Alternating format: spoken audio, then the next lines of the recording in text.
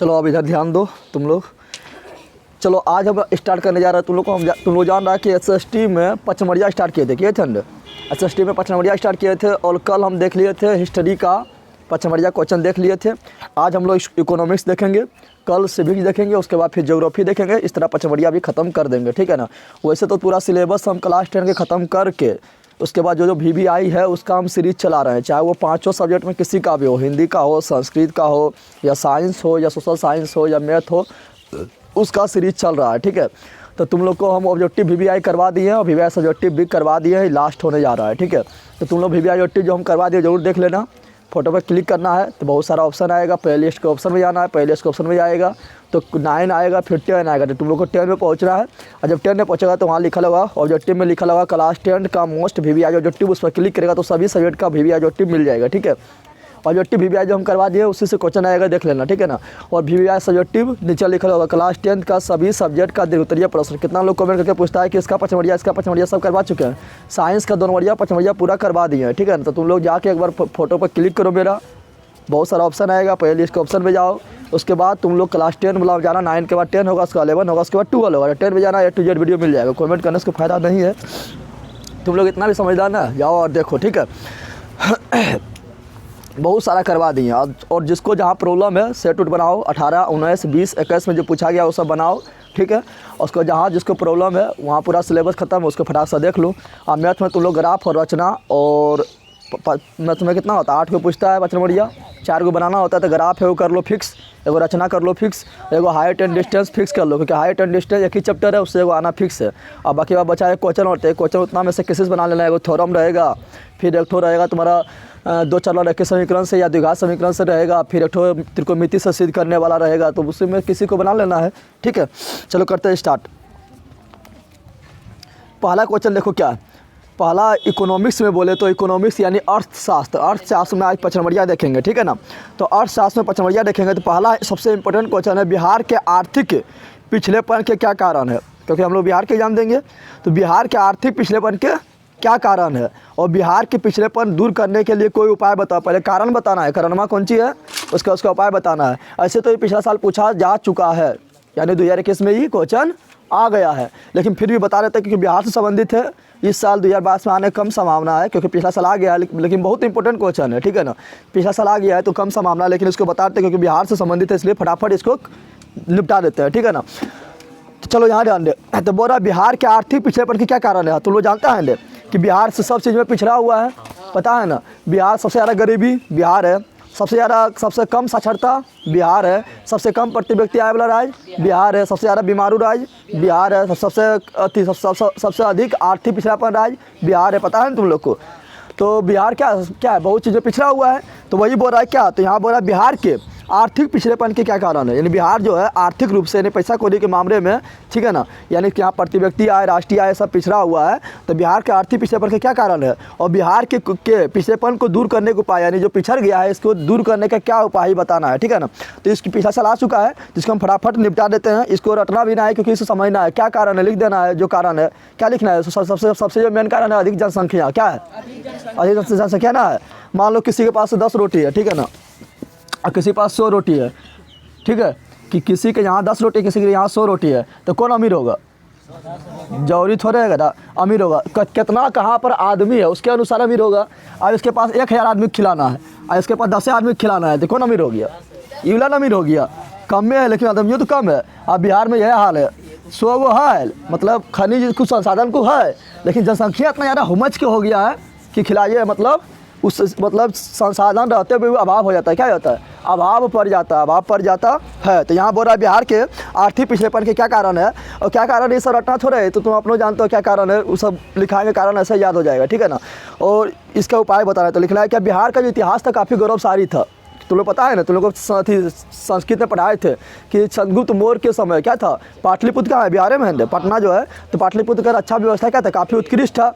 और पाटलिपुत्र ही पूरा इंडिया का राजधानी उस समय था, समझ रहा है। जिस समय अशोक था, बिहार के राजा अति अशोक पाटलिपुत्र बैठ के शासन करता था, उस समय पाटलिपुत्र यानी पटना जो था पूरा इंडिया का मतलब राजधानी था, पाटलिपुत्र ही था उस समय भारत में आता था क्या, पाकिस्तान भी भारत में आता था, अफगानिस्तान भी भारत में आता था, म्यांमार भी भारत में आता था, और उस सब का केंद्र कहाँ था, पाटलिपुत्र कहाँ था। तो इतिहास हम लोग को बहुत गौरवशाली है, लेकिन अभी क्या हुआ, पिछड़ गया, क्या हो गया। तो लिखना है क्या, बिहार का इतिहास काफ़ी गौरवशाली है, बिहार का इतिहास काफ़ी गौरवशाली है, लेकिन वर्तमान समय में बिहार जो है बहुत सारे क्षेत्र में पिछड़ गया है, बहुत सारे क्षेत्र में क्या हुआ, पिछड़ गया, जिसमें से आर्थिक पिछड़ापन भी एक प्रमुख कारण है, इतना लिख देगा। क्या लिखना है, बिहार का इतिहास काफ़ी गौरवशाली था, लेकिन वर्तमान समय में बिहार बहुत सारे क्षेत्र में पिछड़ गया है, बहुत सारे क्षेत्र में क्या हुआ, पीछा रह गया, यानी पिछड़ गया है, जिसमें से आर्थिक पिछड़ापन भी एक प्रमुख कारण है। कोई दिक्कत है, अब लिखना है पूछ रहा है आर्थिक पिछड़ापन के कारण पूछ रहा है, क्या पूछ रहा है, तो लिखना है बिहार के आर्थिक पिछड़ापन के निम्नलिखित कारण है। अब देखो जब निम्नलिखित लिखता है तो निम्नलिखित जब लिखेगा तो लिख देगा निम्नलिखित कारण है, उसका निम्नलिखित कारण लिखने के बाद उसके बाद जब लिखेगा 1 नंबर 2 नंबर देख के तो रोमन अंक में लिखना है, किसमें लिखना है, यह नहीं कि 1 2 दे देना है तो क्वेश्चन नंबर बन जाएगा, इस तरह रोमन अंक देख लिखना है, इस तरह रोमन अंक देख के लिखना है, या खो भी देख के लिख सकता है, ठीक है ना। ये नहीं कि 1 2 3 इस तरह देख लिखना, इस तरह क्वेश्चन को लिखते हैं, किसको लिखते हैं, क्वेश्चन को, तो इस तरह लिखना है, ठीक है ना। जो कारण है इस तरह रोमन अंक में लिखना है, और कारण का जो मेन हेडिंग है, ठीक है ना, जो मेन हेडिंग है उसको लिख के उसके बाद उसका 1-2 लाइन व्याख्या भी कर देना है, ठीक है ना। पहला सबसे कारण क्या है, बिहार क्यों पिछड़ गया, तो बताए थे यहाँ पर क्या है, जनसंख्या में भरमार है ना, यानी तेजी से बढ़ती हुई जनसंख्या, यानी बहुत ज़्यादा जनसंख्या बिहार में, कोचल है, पढ़ाए थे तुम लोग को ना कि बिहार का प्रति व्यक्ति बिहार का जो है जनसंख्या घनत्व पूरा 2800 राज्य में सबसे अधिक जनसंख्या घनत्व किसका है, बिहार एक है, बता, यानी 1 किलोमीटर में सबसे अधिक लोग रहने वाला कहाँ पर है, तो बिहार में, तो जनसंख्या बहुत है, और खनिज जो रहेगा जनसंख्या के बहुत रहने के कारण अभाव पड़ जाता है ना। तो पहले क्या लिखेंगे, तेज़ी से बढ़ती हुई जनसंख्या, क्या लिखेंगे, तेज़ी से बढ़ती हुई जनसंख्या, कारण लिखना है आर्थिक पिछड़ापन के क्या कारण है, तो तेज़ी से बढ़ती हुई जनसंख्या, ये सब रटना थोड़ा है, ये सब तुम लोग जानना रहा है, कारण काहे पिछड़ गया, तो तेज़ी से बढ़ती हुई जनसंख्या। फिर लिखेंगे क्या, तो फिर लिखेंगे तेज़ी से बढ़ती हुई जनसंख्या लिख दिया ना। फिर लिख सकता है कृषि पर निर्भरता, क्या लिख सकते हैं, कृषि पर निर्भरता, बिहार देखेगा ना तो पूरी तरह से कृषि पर निर्भर है, पूरी तरह से कृषि पर, चलो कृषि पर निर्भर है तो अच्छा बात है, कृषि पर निर्भर है, लेकिन कृषि पर तो निर्भर है, लेकिन जो कृषि जिस तरह से करना चाहिए, वैज्ञानिक तरीका से जिस तरह करना चाहिए उस तरह कृषि करता है।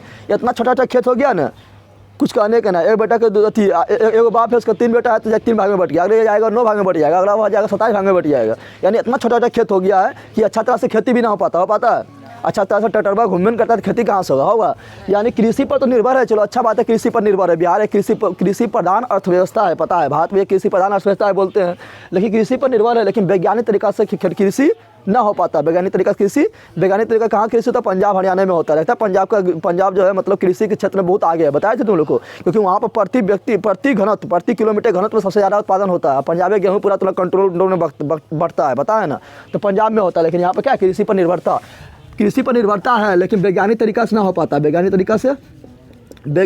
तरीका से कृषि ना हो पाता, अच्छा बात है, लेकिन वैज्ञानिक तरीका से कृषि किताब में कुछ अलग है, लेकिन हम अपना मन से बता रहे हैं, ठीक है ना, वैज्ञानिक तरीका से कृषि नहीं हो पाता है, नहीं हो, अभी इसको हम डिटेल से ही बताएंगे, ठीक है ना।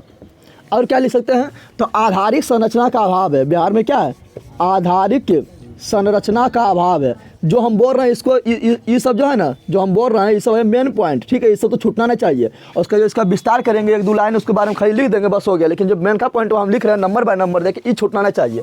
तो आधारिक संरचना का अभाव, क्या बोलेंगे, आधारिक संरचना का अभाव। अब बोलेगा आधारिक संरचना मतलब क्या होता है, तो आधारिक संरचना मतलब क्या होता है, तुम लोग देखना जो मेन पॉइंट में जो लिख रहा है ना, यहाँ थोड़ा ध्यान दे, और तुम लोग को अच्छा लगता है तो लाइक शेयर सब्सक्राइब भी कर देना, ठीक है ना, दोस्त उसको भी बताओ, क्योंकि अब टाइम बहुत कम बचा है, जो नहीं जानता वो भी पढ़ लेगा। चले क्या पर जो मेन पॉइंट है, ऐसे मेन पॉइंट है तो इसको इसे अंडरलाइन कर देना है, ठीक है, जो मेन पॉइंट है उसको अंडरलाइन करके इसके बारे में 2 लाइन लिख देना है। मेन पॉइंट ही है ना, इसको अंडरलाइन करके इस तरह लिखना है, मेन पॉइंट ही है ना, इसको इस तरह अंडरलाइन करके, यानी जहाँ जैसे कल बताए थे रूसी क्रांति के कारण, तो बताए थे ना, तो जो मेन पॉइंट था उसको इस तरह अंडरलाइन करके उसके बारे में 2 लाइन लिख देना है, ना बताए थे तुम लोग को, इस तरह मेन पॉइंट को अंडरलाइन करना है। अब तुम लोग पूछेगा आधारिक संरचना होता है क्या, आधारिक संरचना होता है क्या? तो किसी भी देश का या किसी भी राज्य का अर्थव्यवस्था में तेज़ी लाने के लिए जो ज़रूरी है उसको बोलते हैं आधारित संरचना। क्या बोलते हैं? जैसे तुम लोग को बता, तुम्हारा कोई देश है, कोई भी देश है, वहाँ पर अगर सड़क रहेगा ख़राब रहेगा तो वहाँ पर कभी भी व्यापार अच्छा हो पाएगा, कोई भी इन्वेस्ट करेगा, यानी वहाँ पर सड़क खराब होने के कारण सब चीज़ में बाधा उत्पन्न हो जाएगा। यानी आधारित संरचना में क्या आ गया? सड़क। क्या आ गया? जहाँ का सड़क अच्छा रहेगा वहाँ पर फटाफट व्यापार होगा तुरंत। जहाँ पर पहुँचने 5 घंटा लगता है वहाँ आराम पहुँच के काम तमाम कर देगा, नहीं कर देगा। तो सड़क हो गया क्या? आधारित संरचना में आ गया, सड़क आ गया है। और बिजली, अब बिजली नहीं रहेगा तो क्या काम होगा? जल्दी बता दे। तो बिजली भी क्या है? आधारित संरचना में आ जाता है। बैंकिंग, अब बैंक में नहीं रहेगा तो काम होगा? पैसा कौड़ी काम किसी को देना रहेगा तो हमेशा सुधारा जाएगा देने। तो बैंकिंग क्या हो गया? तो बैंकिंग भी क्या आधारित संरचना है? क्या है? अस्पताल। अब बता, सब बीमार पड़ते रहता है, काम कहीं पर कुछ गिर गया, बजर गया, ठीक है, तो बीमार वहाँ पड़ते रहता है। अब अस्पताल न रहेगा तो किसी का विकास हो सकता है। और स्कूल, क्या? स्कूल यानी शिक्षण संस्थान, ये सब क्या है? सब आधारित संरचना। किसी भी राज्य का, किसी भी देश का विकास होने के लिए सब जो रहना बहुत जरूरी है। तो बिहार में थोड़ा अभी सड़क का हालत सुधरा है, बिजली का हालत लगभग सुधरा है, तो थोड़ा सुधर रहा है, लेकिन अभी भी उतना सुधर नहीं पाया, अभी भी उतना सुधर नहीं पाया। तो आधारित संरचना का क्या अभाव है? क्या है? और क्या बोले थे? अगला बोल सकते हैं क्या? अगला बिहार में क्या होता रहता था? बिहार में बाढ़ एवं सूखा की समस्या। क्या समस्या है? इसके कारण भी क्या होता है? बाढ़ एवं, क्या बोलेंगे? बाढ़ एवं सूखा की समस्या। बाढ़ एवं सूखा की समस्या, ऐसा रटना थोड़ा। तुम लोग बिहार में रहता तो पता ना ये सब क्या है। उत्तर बिहार तो बाढ़े कहीं देखते रहता है, तुमने बताया था ना। उत्तरी बिहार जहाँ बाढ़ के परेशान है, वहीं गंगा नदी के नीचे वाला क्षेत्र यानी दक्षिणी बिहार जो सूखा से परेशान है, जिसके कारण क्या होता है? सबसे ज़्यादा हम लोग को नुकसान होता है बाढ़ से। किससे होता है? सूखा तो उतना ना होता है कि बाढ़ से ज़्यादा नुकसान होता है, ठीक है ना। क्योंकि उत्तरी बिहार में जो हर वर्ष क्या होता है? हर वर्ष लाखों करोड़ों रुपया का नुकसान होता है। फसल उसल, पशु, घर, मकान सब बर्बाद हो जाता है ना। तो बाढ़ के कारण होता है क्या? नुकसान होता है। क्या होता है? ठीक है, तो इसमें लिख सकता है क्या? यहाँ लिखना है जहाँ उत्तरी बिहार, क्या लिख देना है? जहाँ उत्तरी बिहार, क्या लिखना है? जहाँ उत्तरी बिहार बाढ़ से परेशान है। किससे परेशान है? बाढ़ से परेशान है, बाढ़ से परेशान है। वहीं दक्षिणी बिहार सूखा से परेशान है। सूखा से परेशान है, जिसके कारण हर वर्ष लाखों करोड़ों रुपया का नुकसान होता है। जान माल, पशु पक्षी, मकान आदि का क्षति हो जाता है। बस लिख देना है, समझ आ गया। और क्या लिख सकते हैं? और लिख सकते हैं क्या? देखें यहाँ पर, और हम लिख सकते हैं क्या? तो औद्योगिकीकरण की अभाव। क्या बोल रहे हैं? औद्योगिकीकरण का। सिंपल बात है, बिहार में तुमको उद्योग दिखाई मिलता है, इसको रटना है क्या? ऐसा तो समझना है कि बिहार में कौन से तुमको परेशानी दिख रहा है, बस वही लिख दे। तो वही समस्या ये क्या है? आर्थिक पिछड़ापन का कारण है। क्या है? तो औद्योगिकीकरण का अभाव। क्या लिखेंगे? अभाव। क्या लिखेंगे? तो ये भी मेन कारण है। बिहार में उद्योग जल्दी नहीं दिखता है, तो लिखेंगे क्या? लिखेंगे औद्योगिकीकरण का अभाव। तो लिखेंगे बिहार में उद्योग बहुत कम मात्रा में, यानी बिहार जो है उद्योग के मामले में बहुत पीछे है। और उद्योग की क्या करता है? तो उद्योग ही रोजगार प्रदान करता है ना। अब उद्योग का अभाव है, इसलिए रोजगार नहीं मिल रहा है। क्या नहीं मिल रहा है? इसलिए क्या हुआ? जब रोजगार नहीं मिलेगा तो आमदनी कम होगा, और जब आमदनी कम होगा तो अपने आप पिछड़ जाएगा, प्रति व्यक्ति आय कम होगा। जब प्रति व्यक्ति आय कम होगा तो अच्छा कमा खा नहीं पाएगा, अच्छा शिक्षा नहीं ले पाएगा, जरूरत सब में क्या पिछड़ जाएगा। तो लिखेगा बिहार में उद्योग का अभाव है, जिससे क्या लोगों का रोजगार नहीं मिलता है, ठीक है ना। तो औद्योगिकीकरण का अभाव लिख दिए ना। उसके बाद क्या लिख सकता है? गरीबी। क्या लिख सकता है? अब उद्योग नहीं रहेगा तो गरीबी नहीं रहेगा। अरे गरीबी रहबे करेगा ना। जब उद्योग नहीं रहेगा तो उसको रोजगार नहीं मिलेगा, जब रोजगार नहीं मिलेगा तो क्या होगा? तो पैसा नहीं आएगा, पैसा नहीं आएगा तो क्या गरीबी होगा। तो लिख देना है गरीबी। क्या लिखना है? तो लिखना है बिहार भारत की सबसे गरीब राज्य है। इसमें क्या लिख देना है? बिहार भारत की सबसे गरीब राज्य है। सबसे गरीब राज्य है, सबसे गरीब राज्य है। बता, बिहार जब भारत की सबसे गरीब राज्य है तो बता यहाँ पर चालू करेगा कोई अपना उद्योग खड़ा कर पाएगा? और जब पैसे है तो कहाँ से खड़ा करेगा? रुपया पैसे, जब पैसे रहेगा फटनबाजी यहाँ झराएगा नहीं झराएगा। तो यहाँ पैसे ना है, कौन चीज़ है? यानी गरीबी है। क्या है? गरीबी है। और कारण लिख सकता है क्या? तो और कारण हम लिख सकते हैं क्या? तो और कारण में लिख सकते हैं यहाँ पर क्या लिख सकते हैं? तो और कारण में लिख सकते हैं यहाँ पर प्रशासन जो होता है ना, मतलब यहाँ पर जो है मतलब प्रशासन जो है कुशल नहीं है। कुशल मतलब समझ रहा है, मतलब मान लो कि कोई यहाँ पे फैक्ट्री उक्ट्री खोल भी दिया तो उतना सुरक्षा उसको नहीं दे पाता जितना सुरक्षा उसको चाहिए। मान लो कि आज सुरक्षा दिया है, 1-2 दिन में सुरक्षा दिया है, 2-3 दिन में गायब हो जाएगा, रात गायब हो जाएगा। फैक्ट्री खोला है, दिन में खोला है, रात में गायब हो जाएगा। यानी यहाँ पर क्या नक्सलवादी की कोई समस्या है ना। बिहार में इतना गरीबी भी है कि मतलब कोई फैक्ट्री उक्ट्री खुल भी जाता है तो उसको उतना सुरक्षा नहीं दे पाता है। यानी खराब विधि व्यवस्था ले सकते हैं। कैसे लिख सकते हैं, यानी यहाँ पर ध्यान दें, पहले हम लिख सकते हैं क्या, खराब विधि व्यवस्था। पहले लिखो खराब विधि व्यवस्था। फिर हम क्या लिख सकते हैं यहाँ पर क्या, प्रशासन में क्या लिख सकते हैं, प्रशासन में पारदर्शिता का अभाव। प्रशासन में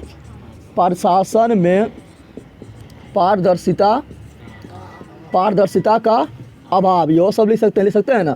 अब खराब विधि व्यवस्था क्या है, तो यहाँ का विधि व्यवस्था उतना अच्छा ना है, यहाँ का कानून उतना अच्छा ना है कि कोई भी फैक्ट्री उक्ट्री खोल दिया है, कोई भी कुछ कर दिया है तो उसको उतना अच्छा सुरक्षा प्रदान कर सके। अभी उतना नियम कानून टफ ना है, ठीक है ना। यानी खराब विधि व्यवस्था है। अगर कोई मान लो फैक्ट्री उक्ट्री खोल भी दिया है तो रात में हो सकता है कोई नक्सल उड़ा दे, या रात में आए तो कोई लूट के ले चल जाए। यानी खराब विधि व्यवस्था है। क्या है, बिखरी देखता है तो जम्मू में क्या होता है, ट्रेन में लूट लेता है, नहीं लूट लेता है, लुटता है। और जम्मू जो है नक्सलवादी के लिए फेमस है, करता है, जानवे करता है। तो यहाँ पर देखता है तो यहाँ पर खराब विधि व्यवस्था है। हो सकता है कहीं ट्रेन में लूट लिया, हो सकता है तुम कहीं रास्ता में गया, तुम देता है जो लूट लेता है, नहीं लूट लिया है तो मोटरसाइकिल में गायब कर दिया, तुम्हारा जो कंपनी खोला कंपनी रात में गायब हो गया है। तो सब क्या है, खराब विधि व्यवस्था, खराब विधि व्यवस्था। तो इसमें लिख देना है कि भारत बोल दिए, बिहार में खराब विधि व्यवस्था के कारण कोई भी कंपनी इन्वेस्ट करना नहीं चाहता है, कोई भी कंपनी का मालिक इन्वेस्ट करना नहीं चाहता है। फिर लिखना है प्रशासन में पारदर्शिता का अभाव। प्रशासन में भी देखो तो पारदर्शिता में तो समझ रहा है, ईमानदारी, तो कितना ईमानदारी, तो ईमानदारी कहीं है। अगर तो जातीय आवासीय आय बनवाने जाएगा 10 टका दे, 20 टका दे, 30 टका दे, मांगते रहता है, कुत्ता तरह मांगते रहता है ना। तो 10-20 टका कुछ भी काम कराने लो, 10 टका 20 टका 50 टका तो तब ये होगा। तुम अपना स्कूल भी जाता होगा कभी तो बहुत सारा स्कूल में होता है, कितना स्कूल में ना होता है, लेकिन बहुत सारा अधिकांश स्कूल में क्या होता है, एडमिट कार्ड लेगा 50 टका दे, कुछ भी करा रहा, सिग्नेचर भी करा रहा 50 टका दे, डमी भी कर लेगा 50 टका दो, यानी 10-20 टका लेते रहता है। एडमिशन भी करवाएगा तो उसमें भी 200-300 टका जोड़ देता है, नहीं जोड़ता है। यानी छोटा से मोटा काम, छोटा हो या बड़ा काम हो, कोई भी काम कराने जाओ, मुखिया सरपंच है, कोई भी काम कराने जाओ, क्या है, पारदर्शिता का अभाव है, यानी ईमानदारी का अभाव है। इससे कारण क्या हो, बिहार पिछड़ गया है। समझ आ गया, ये सब कारण लिखना है जो हम बताए थे, कर देना है, तो इससे कारण याद होना चाहिए। समझ रहा है ना, समझ आ गया। ये जो मेन है इसको अंडरलाइन कर देना है, समझ आ गया ना। अब बोल रहा है क्या, तो ये सब क्या हो गया क्या बोल रहा है कि बिहार के आर्थिक पिछड़ेपन के क्या कारण है, बोल दिए ना। अब बिहार के पिछड़ेपन को दूर करने के कुछ उपाय बताए, कुछ उपाय। तो उपाय हम कैसे, उपाय क्या होगा, अरे यही सब समस्या हटा दे, ये उपाय है। उपाय तुम्हारा क्या है, तो जो तुम्हारा समस्या है उसी को हटा दे, क्या है उपाय है। तो वही बोल रहा है कि बिहार के आर्थिक पिछड़ेपन को दूर करने का उपाय। तो लिखना है बिहार के आर्थिक पिछड़ेपन को दूर करने का निम्नलिखित उपाय है। नंबर 1, पहले क्या, तेजी से बढ़ती हुई जनसंख्या। तो लिख देना है इसी पर, क्या लिखना है जनसंख्या पर लगाम लगाकर। क्या लिखना है, जो समस्या है उसी के अथी करेंगे। और तुम्हारा बुखार का है तो क्या करेगा, तो तुम खा लेगा वहाँ पर क्या, कैंसर वाला दवा खा लेगा, बुखार वाला खाएगा ना। तो वही यहाँ पर तेजी से बढ़ती हुई जनसंख्या। तो पहला कारण क्या लिखेंगे, उपाय लिख रहे हैं, तो लिखेंगे जनसंख्या पर लगाम लगाकर, जनसंख्या पर बढ़ती हुई जनसंख्या पर लगाम लगाकर। दूसरा क्या लिखेंगे, यहाँ पर लिखा है कृषि पर निर्भरता। तो लिखेंगे कृषि को वैज्ञानिक तरीका से खेती करना। कृषि को वैज्ञानिक तरीका से कृषि करके, ठीक है, कृषि कर रहे हैं, कृषि को बंद कर देंगे। कृषि को करेंगे, लेकिन कैसे करेंगे, वैज्ञानिक तरीका से करके, और उत्तम बीज का प्रयोग करेंगे, उत्तम सिंचाई का प्रयोग करेंगे, उत्तम उर्वरक का प्रयोग करेंगे। यानी कृषि को वैज्ञानिक तरीका से करेंगे ना। क्या है, आधारित संरचना का अभाव, आधारित संरचना का, तो क्या करेंगे, आधारित संरचना का पूर्ति करके जो अभाव है उसको क्या करेंगे, पूर्ति करेंगे। किताब में थोड़ा पगला से लिखा है, लेकिन तुम लोग को यही लिख दे, यही क्या हो गया इसका उपयोग, उसका मतलब निवारण हो गया, ठीक है ना। तो आधारित संरचना का अभाव लिखा, तो लिखा आधारित संरचना को विकास करके, फिर यहाँ बाढ़ एवं सूखा की समस्या लिखल है, तो लिख देना है क्या, बाढ़ एवं सूखा पर नियंत्रण करके, यही सब समस्या है, जो समस्या उसके समाधान करेंगे। फिर औद्योगिकरण का अभाव, तो लिखना औद्योगिकरण का बढ़ावा देकर, अरे अभाव उसको क्या करेंगे, बढ़ावा देंगे। फिर यहाँ गरीबी है, तो लिखना है गरीबी को दूर करेंगे। खराब विधि व्यवस्था लिखना, अच्छा विधि व्यवस्था बनाकर। यहाँ पर क्या है, प्रशासन में पारदर्शिता का अभाव, तो लिखना प्रशासन में पारदर्शिता को लाकर, बस हो गया। समझ तो लोग आया। चलो अगला देख ले, ऐसे ही पिछला साल पूछा गया था। चलो अगला देखा, अगला क्या, तुम लोग को प्रति व्यक्ति आय, राष्ट्रीय आय में अंतर, तो तुम लोग को 2 नंबर एग्जाम आता है ना। प्रति व्यक्ति आय क्या है, तो तुम लोग को बताए थे प्रति व्यक्ति आय क्या है, तो बताए थे देश की कुल आय, यहाँ ध्यान है, प्रति व्यक्ति आय क्या बताए थे देश के कुल राष्ट्रीय आय में, यानी एक वर्ष में देश में जितना, देखो राष्ट्रीय आय कैसे कहते हैं पता है, तो एक वर्ष में देश के जो कुल आय है, देश के जो कुल आय है, देश में जितना कमाए हुआ, देश में कमाए हुआ, बाहर से कमाए उसका मतलब ना है, जीडीपी में बाहर से बुलाने की जरूरत है। तो हम बोल रहे हैं राष्ट्रीय आय, क्या बोल रहे हैं, तो बोलेंगे एक वर्ष में देश के कुल आय को राष्ट्रीय आय कहा जाता है, राष्ट्रीय आय कहा। लेकिन बोले प्रति व्यक्ति आय किसे कहते हैं, सुधरवा बताए थे ना, बताए प्रति व्यक्ति यानी हर एक व्यक्ति का आय, हर एक व्यक्ति का, तो प्रति व्यक्ति आय क्या होगा, तो हर एक व्यक्ति का, यानी बोलेंगे देश के राष्ट्रीय आय में उस देश के कुल जनसंख्या से भाग दे दो, तो जितना तुम लोग को निकलेगा वही क्या है, प्रति व्यक्ति आय क्या है, यानी देश के राष्ट्रीय आय, क्या बोलेंगे, राष्ट्रीय आय, किसका राष्ट्रीय आय, तो देश के राष्ट्रीय आय में देश के कुल जनसंख्या से भाग देने पर, देश के कुल जनसंख्या से भाग देने पर जो निकलता है वही कहलाता है प्रति व्यक्ति आय, कहलाता है ना। तो यहाँ बोल रहा है क्या, प्रति व्यक्ति आय और राष्ट्रीय आय में क्या अंतर, तो सिंपल लिखना है, राष्ट्रीय आय क्या लिखना है, लिखना है राष्ट्रीय आय को सिंपल लिखना है। पूछा राष्ट्रीय आय किसे कहता है, तो लिखना है कि एक वर्ष में देश के कुल आय को राष्ट्रीय आय कहा जाता है, जबकि प्रति व्यक्ति आय में लिखना है क्या, कि देश के कुल आय में देश के कुल जनसंख्या से भाग देने पर जो भागफल प्राप्त होता है उसे प्रति व्यक्ति आय कहा जाता है। ये 2 नंबरिया के लिए इंपॉर्टेंट है, ठीक है, 5 नंबरिया के लेना है। ऐसे ही तुम लोग को इकोनॉमिक्स से पूछता है 4 नंबर का, कैसा पूछता है, हिस्ट्री में पूछेगा 5 या 6 नंबर का, और इकोनॉमिक्स से पूछता है 4 नंबर का, कितना पूछता है, 4 नंबर का पूछता है, ठीक है ना। अगला देखो क्या है, अगला है राष्ट्रीय आय की परिभाषा दें, राष्ट्रीय आय की, तो राष्ट्रीय आय की परिभाषा तो अभी बताइए दिए थे ना, बताए थे एक वर्ष में देश के किसी भी देश के कुल आय को राष्ट्रीय आय कहा जाता है, समझ तुम लोग आ गया। लेकिन पूछेगा जीडीपी किसे कहते हैं, जीडीपी यानी ग्रोस डोमेस्टिक प्रोडक्ट, सकल घरेलू उत्पाद, पूछेगा किसे कहते हैं, तो जीडीपी अलग को कहते हैं, जीडीपी किसे कहते हैं पता है, तो बोलेंगे एक वर्ष के किसी भी देश के अंदर बोलेंगे, बाहर से कोई मतलब ना है, राष्ट्रीय आय में बाहर से भी आया है कमा के तो वो भी जुट जाता है, लेकिन हम बोल रहे हैं क्या, जीडीपी, क्या बोल रहे हैं, तो जीडीपी किसे कहता है, तो बोलना है कि किसी भी देश के अंदर, यानी देश के खाली अंदर की बात कर रहे हैं, बाहर ला को मतलब ना, ठीक है ना। तो किसी भी देश के अंदर एक वर्ष में उत्पादित कुल वस्तुएं के अंतिम मूल्य के योगफल को जीडीपी कहा जाता है, बता दिए हैं, लेकिन यहाँ पर ना है। पूछा राष्ट्रीय आय की परिभाषा दे, तो राष्ट्रीय आय की परिभाषा दे दिए, क्या बोले थे, एक वर्ष के अंदर किसी भी देश में एक वर्ष के अंदर किसी भी देश के एक वर्ष के अंदर कुल आय को राष्ट्रीय आय कहा जाता है। अब बोल रहा है इसका इसे कितने प्रकार गणना किया जाता है, तो इसे 3 प्रकार गणना किया जाता है, ठीक है ना। डायरेक्ट बोल रहे हैं कि राष्ट्रीय आय को कितना प्रकार गणना करते हैं, 3 प्रकार, कितना करते हैं, एक क्या करते हैं, देखिए यहाँ पर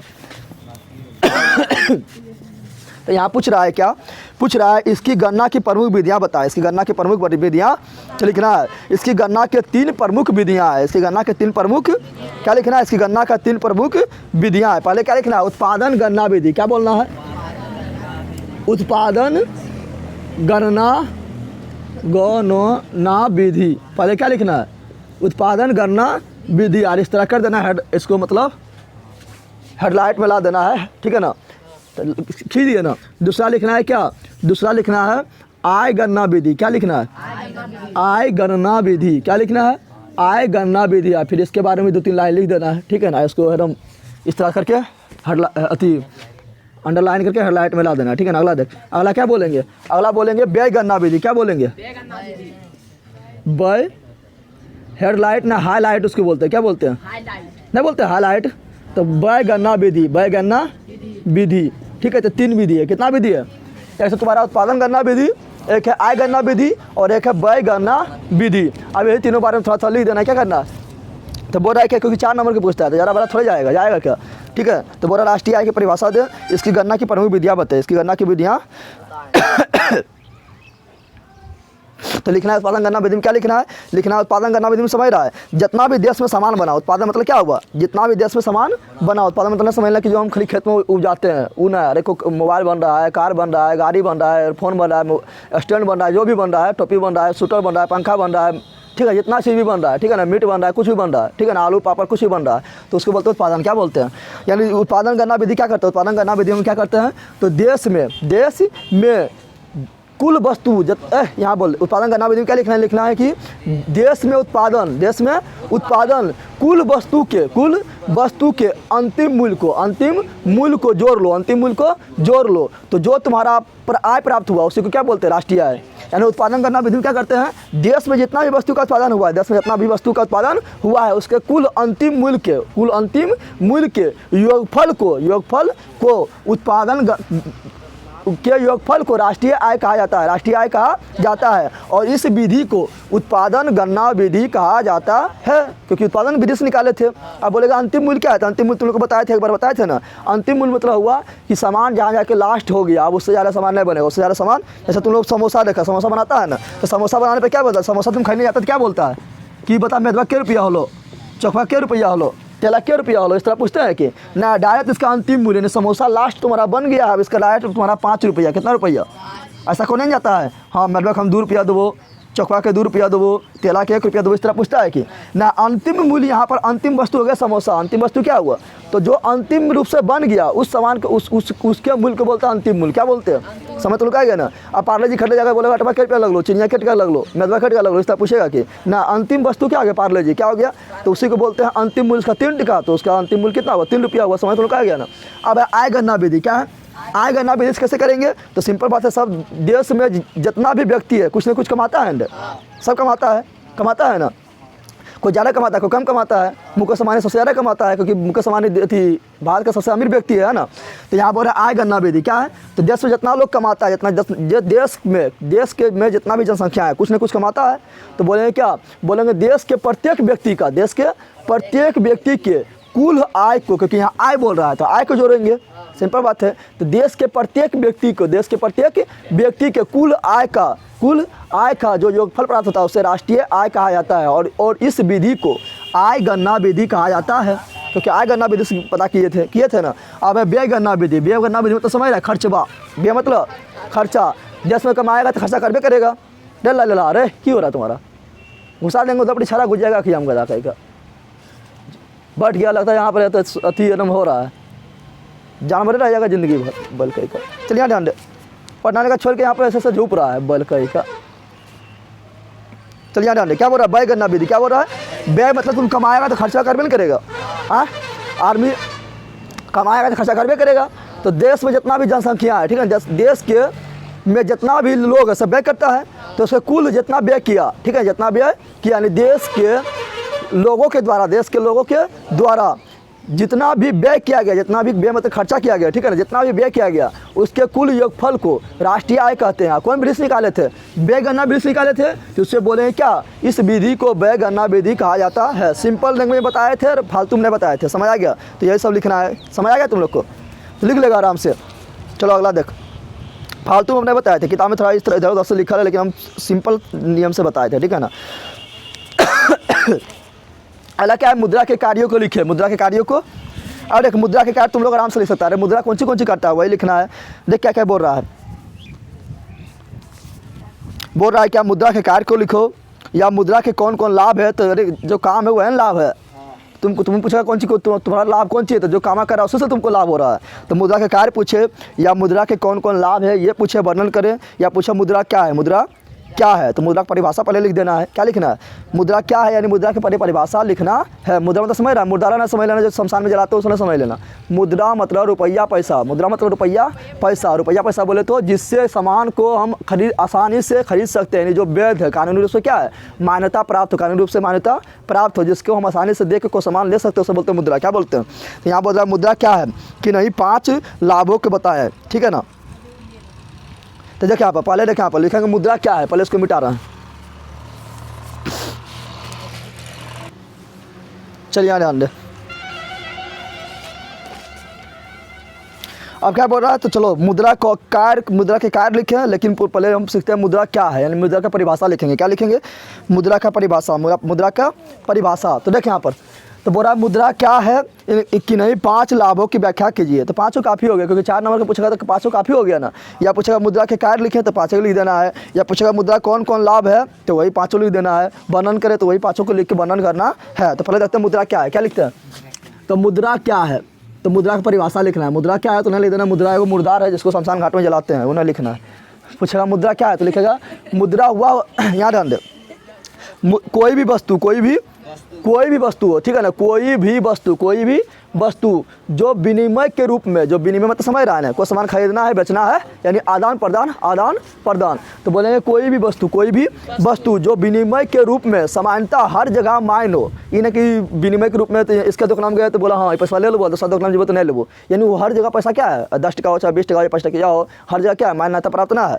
कहीं भी जाओ तुम देश के कोई भी कोना में जाओ हर जगह ले लेगा। तो वही बोल रहे हैं कि लिखना है कोई भी वस्तु जो विनिमय के रूप में समानता हर जगह मायन हो तथा जो मूल्य का मापन करता हो। मुद्रा क्या करता है, मूल्य को मापता है। पार्ले जी 3 टका समोसा 5 टका मूल्य को नहीं माप लिया, हाँ तुम लोग को दाम 1 रुपया नहीं, मूल्य को नहीं माप लिया। तो क्या करता है जो मूल्य को मापन करता है एवं संचय करता है उसे मुद्रा कहा जाता है। समझ तुम लोग आ गया, समझ आ गया। या दूसरा परिभाषा ये भी हो सकता है कि किसी भी देश के द्वारा या किसी भी राष्ट्र के द्वारा जिसे मुद्रा के रूप में मान्यता प्राप्त कर देता है उसे मुद्रा कहलाता है। लेकिन ये इतना अच्छा नहीं लग रहा है, जो बोले तो वही ठीक है। क्या लिखना है, कोई भी वस्तु जो विनिमय के रूप में हर जगह मायन हो तथा जो मूल्य का मापन एवं संचय का कार्य करता है उसे मुद्रा कहा जाता है। अब बोल रहा है क्या, मुद्रा के कि नहीं 5 लाभों का लिखें या मुद्रा के कार्य को लिखें। तो लिखेंगे क्या, देख पूछेगा मुद्रा के कार्य को लिखे तो लिखना है मुद्रा के निम्नलिखित कार्य है। या पूछेगा मुद्रा के कौन कौन लाभ है तो लिखना है मुद्रा के निम्नलिखित लाभ है। अगर पूछेगा मुद्रा के कि नहीं 5 लाभों की व्याख्या करें तो लिखना है मुद्रा के निम्नलिखित 5 लाभ है। यानी जो पूछेगा वही निम्नलिखित में बैठा देना है। समझ आ गया ना। तो लिख यहाँ पर लिखना है क्या, हम मुद्रा के निम्नलिखित कार्य, क्या लिखेंगे, मुद्रा के निम्नलिखित कार्य। रात पूछेगा तो बोलेंगे निम्नलिखित लाभ है। समझ आ गया ना। तो निम्नलिखित कार्य है। अब कार्य क्या है तो बताओ, ये सब रटना ना है। इकोनॉमिक्स में तुम लोग को जो है ना सिंपल से याद हो जाएगा। इकोनॉमिक्स में कि बता मुद्रा कौन सी करता है, तुम लोग सिंपल बता। पहला क्या है, विनिमय के माध्यम है। मुद्रा कार्य क्या है, विनिमय का माध्यम तो समझ रहा है ना। अरे कोई सामान खरीदता है बेचता है, फटाक से पैसा दे, रुपये दे नहीं बोलता है, तो वही विनिमय है। विनिमय मतलब होता है सामान की खरीद बिक्री करने में मुद्रा का यूज किया जाता है ना। क्या जाता है, कोई भी सामान खरीद बिक्री करना है तो पैसा तो फटाक से है ना। तो विनिमय का माध्यम, विनिमय मतलब खरीद बिक्री करना। तो पहले क्या है, विनिमय का माध्यम है। विनिमय का आज हो गया हेडिंग है, क्या हो गया, तो इसको हाईलाइट कर दो। क्या कर दो, हाईलाइट कर दो। ठीक है, उसके बाद लिख देना है कि किसी भी सामान की खरीद बिक्री में मुद्रा का प्रयोग किया जाता है। किसी भी सामान का खरीद बिक्री में मुद्रा का प्रयोग विनिमय के रूप में किया जाता है। ठीक है ना। उसके बाद क्या, दूसरा क्या लिखेंगे, दूसरा लिखेंगे रोमन के बताए थे या कोको बताए थे ना। ये क्या करता है, मूल्य का मापन करता है, नहीं करता है मूल्य का मापन। तो मुद्रा आराम से मूल्य को माप लेता है। समोसा दाम 5 टका, पार्ले के दाम 3 रुपया, लिपस्टिक दाम तुम लोग जानो। हाँ, उसी प्रकार मोबाइल के दाम, सबके दाम फिक्स है ना, फिक्स है। चाहे जो कंपनी के जो ब्रांड के उसका अनुसार दाम होता है। क्या करता है, मूल्य का मापन होता है। क्या होता है, मूल्य का आराम से मापन कर लिया है। अब चावल गेहूँ लेके जाएंगे तो पता नहीं कितना चावल, जिसको होता है ना, तुम लोग वस्तु विनिमय पढ़ा है ना, वस्तु की बदली वस्तु को लेना वस्तु विनिमय कराता है। तो उसमें मूल्य का मापना फिक्स ना है, कितना सामान लेगा वो अथिया पर मन करेगा, कितना रुपया ले, कितना धाना लेगा, कभी ज़्यादा लेगा कभी कम ले लेगा। लेकिन इसमें ज़्यादा कम लेगा मत है। पार्ले जी दाम 3 रुपया तो 3 रुपया लेगा, एक पैसा ज़्यादा नहीं एक पैसा कम नहीं, एक ना होता। लेकिन धान चावल लेगा क्या उसको ज़्यादा या कम जाने का चांस बन जाता है ना। तो क्या करता है, मूल्य जो है क्या करता है, मूल्य का मापन। क्या करता है, मूल्य का मापन। समझ आ गया ना। तो लिखना है क्या, तो मूल्य के मापन में लिखना है कि मुद्रा प्रत्येक वस्तु का मूल्य का मापन आसानी से कर लेता है, आसानी से कर लिया जाता है। मुद्रा के द्वारा प्रत्येक वस्तु का मूल्य का मापन आसानी से कर लिया जाता है। अगर क्या लिखेंगे, मूल्य का खाली मापे करेगा, मूल्य का संचय नहीं करेगा। तो क्या लिखेंगे, मूल्य का संचय। यानी जो ये सब क्या है, ये सब हाईलाइट है, यानी ये सब मेन है। इसके खाली हम दो लाइन जो बोलते हैं वो लिख देना है इसके बारे में। समझ आ गया। लेकिन सब पॉइंट वाला छूटना चाहिए। इलेवन छुटिया तो चलेगा, लेकिन जो पॉइंटवा जो मेन का है जितना वो छूटना नहीं चाहिए। तो मूल्य का संचय सिंपल बात है। पहले अगर मुद्रा ना होता होगा तो सोचता होगा कि हमको करोड़पति बनना है, तो बोलेगा हम धान बहुत है, धान जमा करेंगे सर जाएगा। बोलेगा बकरी खाली जमा करके बकरी पालबे और बन जेबे अमीर, तो बकरी पालेगा तो 2 साल में टपक गया। यानी पहले जो है कि तुम जमा कुछ कर सकता था, अभी सोना चांदी जो सब जमा भी कर लो तो उससे टपकने वाला ना और बढ़ जाएगा, नहीं बढ़ जाएगा। लेकिन पहले मान लो धान है, चावल है, गेहूँ है, मुर्गा है, मछली है, गाय है, बकरी है, कुछ भी जमा करेगा तो क्या होगा, 1-2 साल में टपक जाएगा, नहीं टपक जाएगा। लेकिन मुद्रा के क्या किया, सबके समस्या के दूर, सब समस्या के यानी मूल का संचय तुम कर लो, पैसा को आराम से बैंक में जाकर जमा कर दो, कोई दिक्कत ना, तुम बकरिया ले जाना करना बैंक में जमा कर वो जमा हो जाएगा।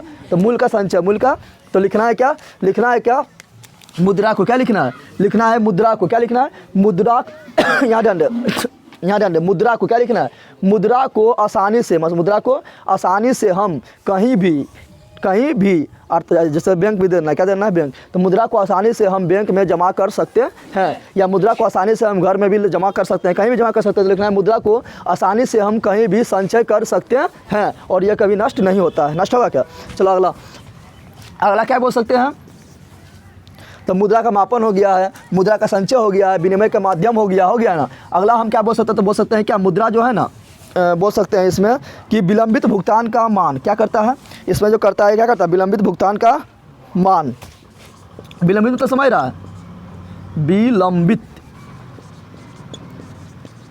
विलंबित भुगतान क्या बोल रहे हैं, विलंबित भुगतान का मान, इससे हम फटास विलंबित तो समझ रहा है, किसी को उधार दे दिया, चलो यहाँ ध्यान दो, इसको करना क्या, हाईलाइट कर देना है और यहाँ पर ऐसे करके लिखना है जो लिखना है, ठीक है ना।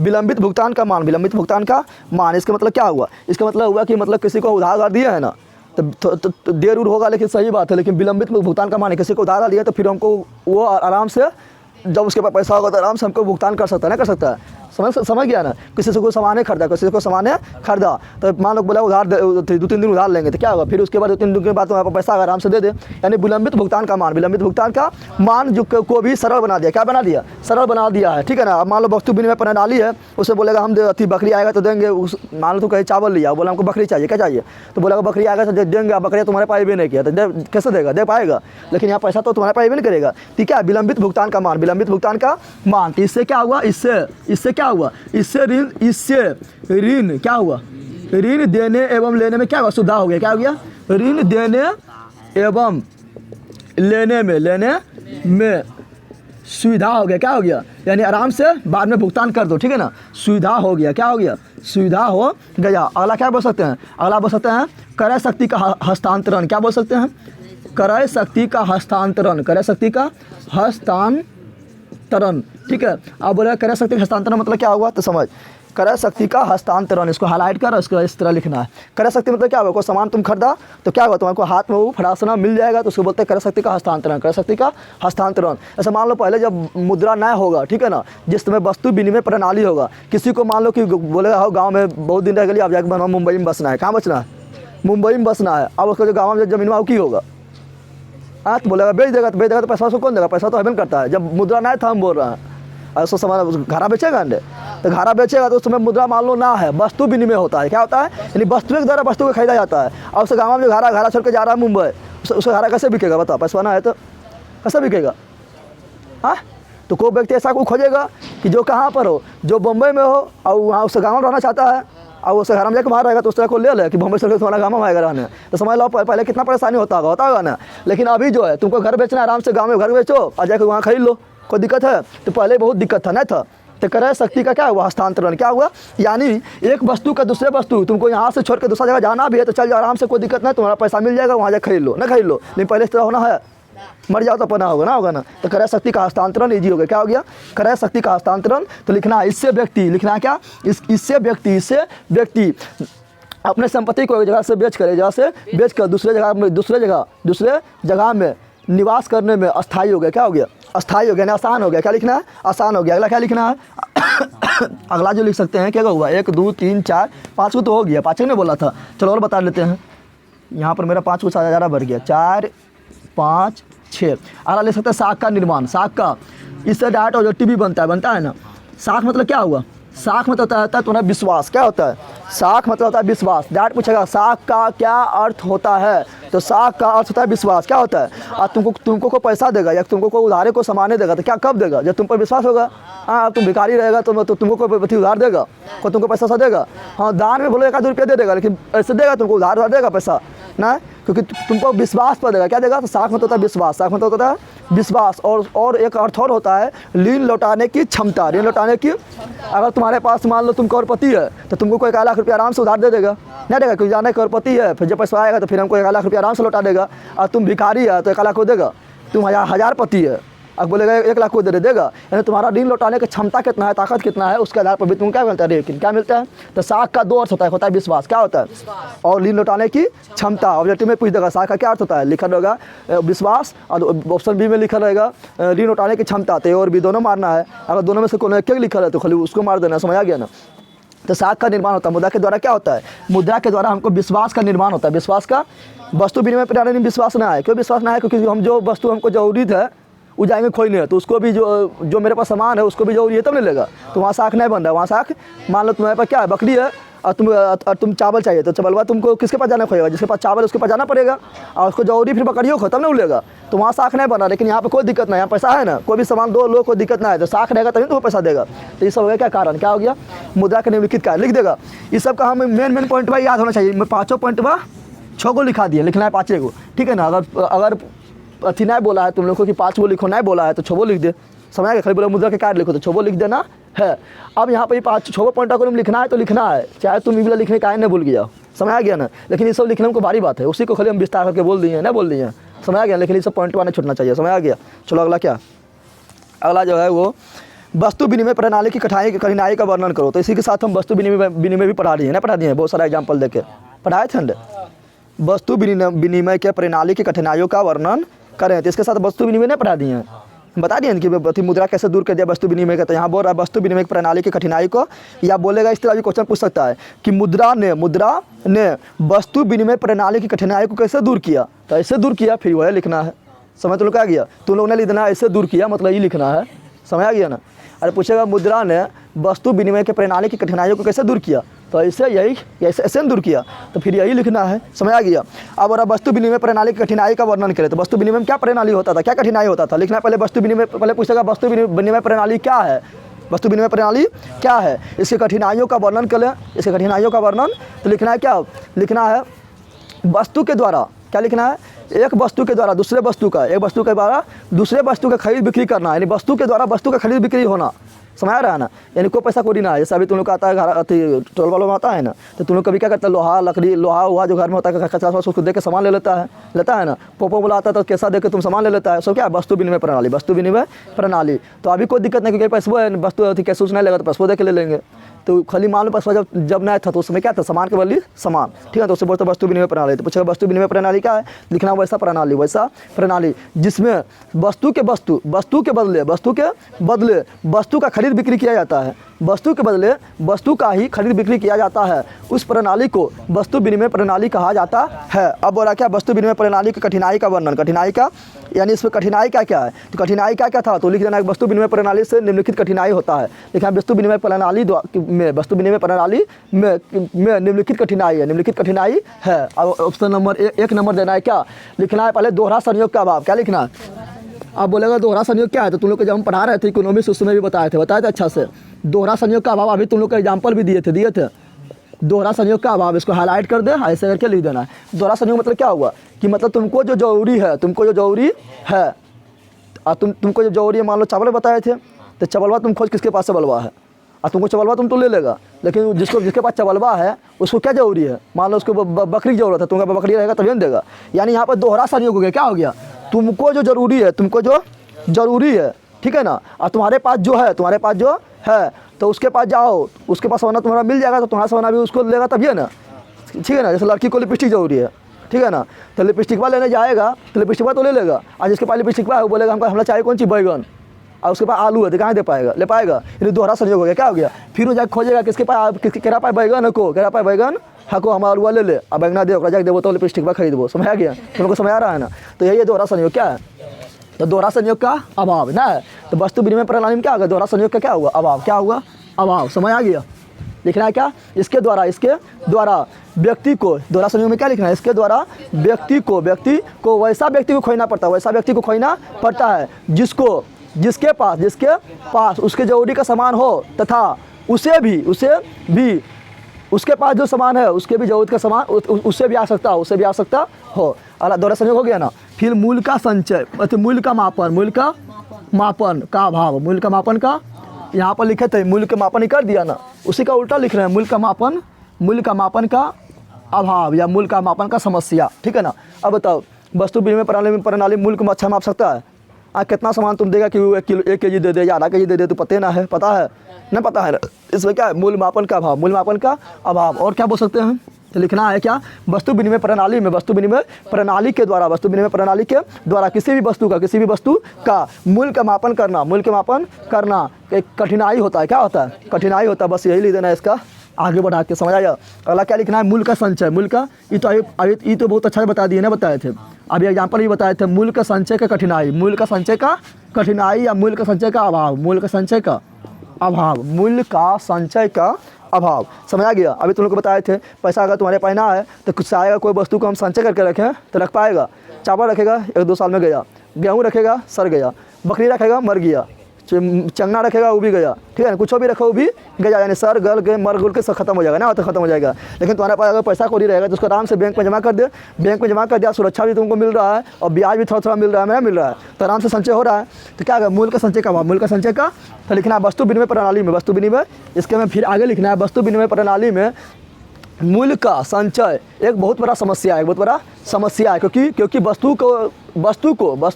को संचय करने पर उसका उपयोगिता नष्ट हो जाता है। क्या होता है? नष्ट हो जाता है, ना हो जाता है बस। तो मूल्य का संचय का अभाव, मूल्य का संचय का अभाव। और क्या लिख सकते हैं? सह विभाजन की समस्या। क्या लिख सकते हैं? सह विभाजन की समस्या, सह विभाजन की समस्या। सह विभाजन तो समझ रहा है, मतलब मान लो कि तुम एगो गाय खरीदना है, क्या खरीदना है? एगो गाय खरीदना है और तुम्हारे पास है बकरी, क्या है? बकरी है। तो तुम बोलेगा बकरिया हम ले ले और गैया हमरा दे दे, तो बोलेगा बकरिया बोले गैया दे दियो, पागल है ये कि ना। तो बोलेगा मुर्जा काट के दे दे, बगल हम मुर्जा काटेगा तो गैया का खत्म हो जाएगा ना, आ जाएगा खत्म। हाँ, तो यहाँ पर क्या होगा? तो सब विभाजन, मतलब विभाजन करने से क्या होता है? उसका उपयोगिता नष्ट हो जाता है। क्या होता है? नष्ट ना हो गया। अब बोले एगो बकरिया ना, हमें 5 बकरी चाहिए, कितना चाहिए? और तुम्हारे पास 5 बकरी ना है, 5 बकरी, 5 ओटा बुला लिया, तुम कहा कि चल 5 ओटा बुला लिए, 5 ओटा मिल के गैया खरीद दे, तो 5 तो गैया 5 भाग में बांट देगा। हाँ, गैया 5 भाग में बांटेगा तो फिर गैया तुम्हारा रहा, फिर कोई काम का गैया है, कोई काम का है ना। तो यही बस विभाजन की समस्या, विभाजन की। अब पैसा में से समस्या है ना, जितना पैसा उतना ले ले, फटाक से ना ले ले। तो यही बस विभाजन की समस्या, विभाजन की। तो यह एक बहुत बड़ा समस्या है वस्तु विनिमय प्रणाली का, वस्तु विनिमय प्रणाली का ये भी एक बहुत बड़ा समस्या है। समझ आ गया? तो लिखना है वस्तु विनिमय प्रणाली में, वस्तु विनिमय प्रणाली में वस्तुओं का विभाजन करना, वस्तुओं का विभाजन करने से उसका उपयोगिता नष्ट हो जाता है, उसका उपयोगिता नष्ट हो जाता है, जो एक बहुत बड़ा समस्या है। समझ तुमको आ गया? तो यही सब लिखना है। क्या 3-4 गो हो गया। और लिख सकता है क्या? लिख सकता है और क्या लिख सकता है? भविष्य में। क्या लिख सकता है? भविष्य में भुगतान का, भविष्य में बंधन, यहाँ ध्यान दे, भविष्य में भुगतान की समस्या, भविष्य में भुगतान की समस्या, भविष्य में भुगतान की समस्या। फिर अभी बताए थे यहाँ बताए थे ना, क्रय शक्ति का हस्तांतरण बताए थे। पैसा आए तो तुम आराम से यहाँ ज़मीन खरीद के यहाँ पर ज़मीन बेच दे, दूसरा जगह खरीद ले, कोई दिक्कत ना पैसा में। लेकिन इसमें क्या बताए थे? इसमें बताए थे क्या कि इसमें क्रय शक्ति का हस्तांतरण का समस्या है ना, क्रय शक्ति का हस्तांतरण का समस्या। तुम बोलेगा हम जाकर बम्बई में रहो, बम्बई में तो जमीन यहाँ पर बेकार हुई, तो क्योंकि यहाँ पैसा देवे कोई ना पैसे ना हो, क्योंकि वस्तु द्वारा देगा ना। यानी क्रय शक्ति का हस्तांतरण की समस्या। समझ तो लोग आ गया। तो चलो पर समझते हैं भविष्य में भुगतान की समस्या, भविष्य में भुगतान की समस्या तो समझ रहा है। जैसे यहाँ तुमको उधार लिया, यहाँ पर क्या लिया? उधार तुम लिया है ना, तो फिर बाद में भविष्य में बोलेगा देखो पैसा, तो तुम्हारा सूद चलेगा, ब्याज बढ़ेगा ना, तुमको फायदा होगा। लेकिन यहाँ पर बोलेगा तो हम भविष्य में देवो, भविष्य में, ठीक है ना। तुम्हारे पास चावल ले लिया, बोला तो भविष्य में तुम्हारा गेहूँ देवो, गेहूँ। अब भविष्य में जाला, मान लो कि अभी गेहूँ कितना है? 20 के जी, कितना है? अब भविष्य में गला मान लो 10 के जी हो गया, तुमको नुकसान हो जाएगा ना, हो जाएगा नुकसान, पूरा लूट लिया। लेकिन पैसा में इस तरह होता है कि पैसा तो देर ले बढ़ते जाएगा, लेकिन मान लो 10 के जी हो गया, आप बोलेगा जैसे सस्ता हुआ, बोला ले गहमा, ठीक है ना, तो अपन चावल ले ले, तो तुम जब जिस समय संभलवा तुम दिया उस समय 20 रुपया था, और जब सस्ता हुआ तो बोला संभलवा तो अपन ले ले, तो कितना 10 हो गया, तो नुकसान होगा कि ना। तो भविष्य में भुगतान की समस्या बहुत बड़ा समस्या था। इसमें क्या होता था? इसमें किसको? जो उधार लिया था ऋणी व्यक्ति को फायदा हो जाता था, ना होता था? होता था ना। तो लिखना है वस्तु विनिमय प्रणाली में भविष्य में भुगतान की समस्या भी एक बहुत बड़ा समस्या था, इसमें ऋणी व्यक्ति को फायदा हो जाता था। समझ तुम लोग आ गया। आप क्रय शक्ति का हस्तांतरण बताइए दिए थे कि तुमको मान लो कि मुद्रा देना है, पैसा कौड़ी ना है, और तुमको यहाँ से जमीन उन बेच के जाना है, कहाँ रहना है मुंबई में, तो यहाँ जमीन बेचेगा कैसे, पैसा तो लेगा कोई नहीं। तो यहाँ पर क्या वस्तु विनिमय है, वस्तु के द्वारा वस्तु लेगा, तो मुंबई में खोजेगा वैसा व्यक्ति जो तुम्हारा गाँव में रहे और वो तुम्हारा मुंबई लगा दे दे। इस तरह कौन करेगा, कोई करेगा, ले कि नहीं करेगा। तो ये भी क्या समस्या क्या है, समझ आ गया। तो सब लिख देगा। मुद्रा अति वस्तु विनिमय प्रणाली क्या है वो बता दिए हैं, क्या क्या समस्या है वो बता दिए हैं, और इसके बारे में हम बोलते भी चल गए, लिखे थे ना, बोलते चल गए ना, वो सब लिख लेना है। समझ आ गया। चलो अगला बढ़ो।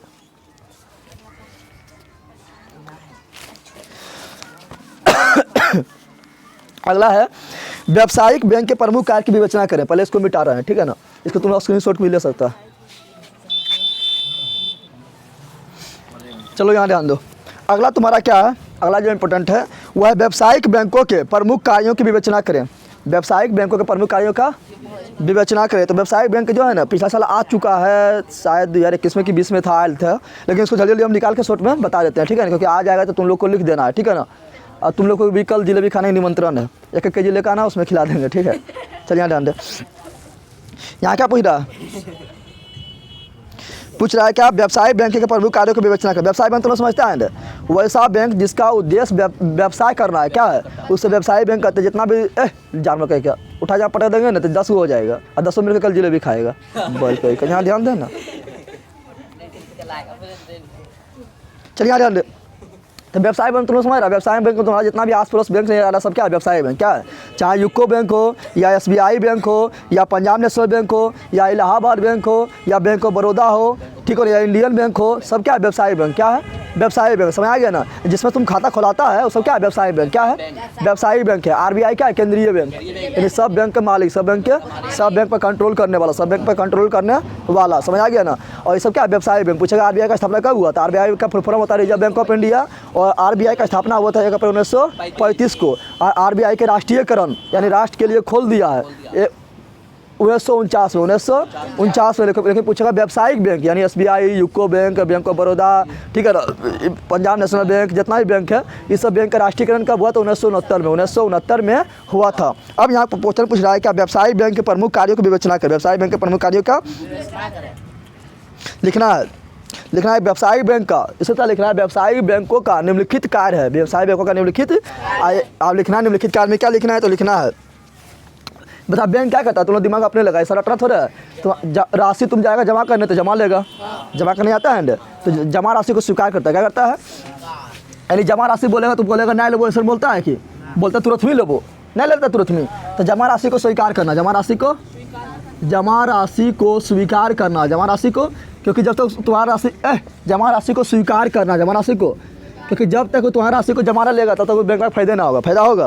क्योंकि बैंक का क्या कहता है तुम्हारा पैसा जमा लेता है, और जो ऋण लेने जाएगा कि हमारा चाहिए अथी कौन सी ऋण कौन सी चाहिए, यानी हमको ऋण चाहिए, तो उसको क्या करेगा, उसको ऋण दे देगा तो हमारा पैसा दे देगा ऋण, और तुमको देगा वहाँ पर ब्याज तुमको कितना देगा, तो 4 से 5% तुमको ब्याज देगा, 5% ले, और उससे जो जिसको ऋण दिया उससे लेगा 14%, 12% ऋण लेगा। समझ आ रहा है ना।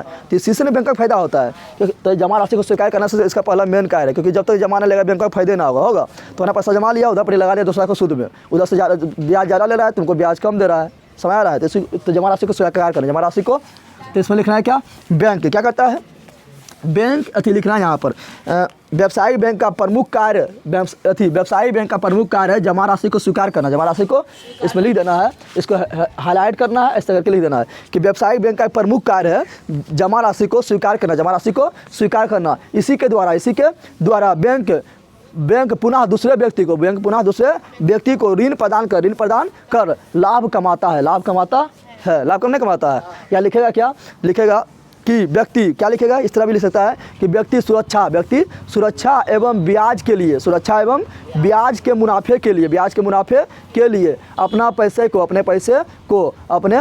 को बैंक में जमा करता है, और बैंक उसे स्वीकार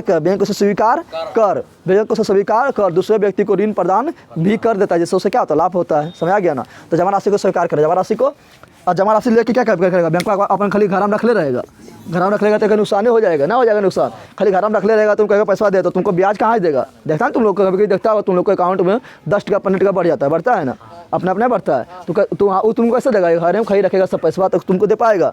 तो इसका दूसरा मेन काम क्या है? तो ऋण प्रदान करना। क्या है? जो जाएगा ऋण मांगने तो ऋण प्रदान करना, ऋण प्रदान करना इसका दूसरा मेन काम है। दूसरा मेन काम क्या है? तो ऋण को प्रदान करना। हर आय जो कर देना है, ऋण को प्रदान करना, ऋण को प्रदान करना।